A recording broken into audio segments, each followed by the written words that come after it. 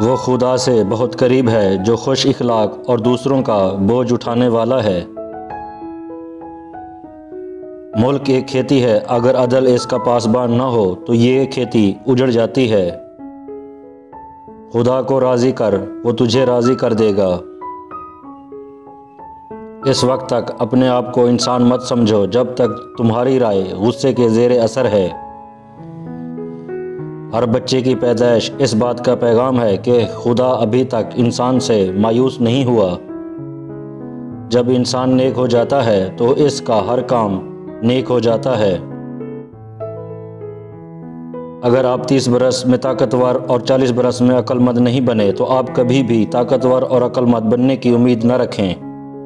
جس کو اللہ تعالیٰ مقبول کرتا ہے اس پر ظالم مسلط کرتا ہے، جو اس کو رنج دیتا ہے۔ جو گن کر کام کرتا ہے اس کا اجر بھی گن کر ملتا ہے۔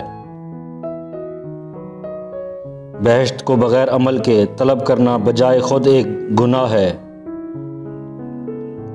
نفس ایک ایسی چیز ہے جو ہمیشہ باطل کی طرف رخ کرتی ہے۔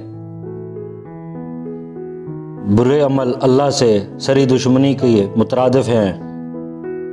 اگر کوئی تم پر احسان کرے تو پہلے حق کا شکر ادا کر اور پھر اس شخص کا، کیونکہ خدا نے اسے تم پر مہربان کیا۔ اپنے آپ کو اتنا ہی زہر کر جو تو ہے، یا وہ ہو جا جو تو اپنے آپ کو زہر کرتا ہے۔ اگر انسان جہنم سے اتنا ڈرتا جتنا افلاس سے تو دونوں سے بچ جاتا۔ اگر وہ جنت کی اتنی ہی خواہش رکھتا جتنی دولت کی تو دونوں کو پا لیتا۔ ایک عالم کی طاقت 1,00,000 جاہلوں سے زیادہ ہوتی ہے۔ جو شخص تمام دنیا میں اپنے سے زیادہ کسی چیز کو خبیث سمجھے وہ متکبر ہے۔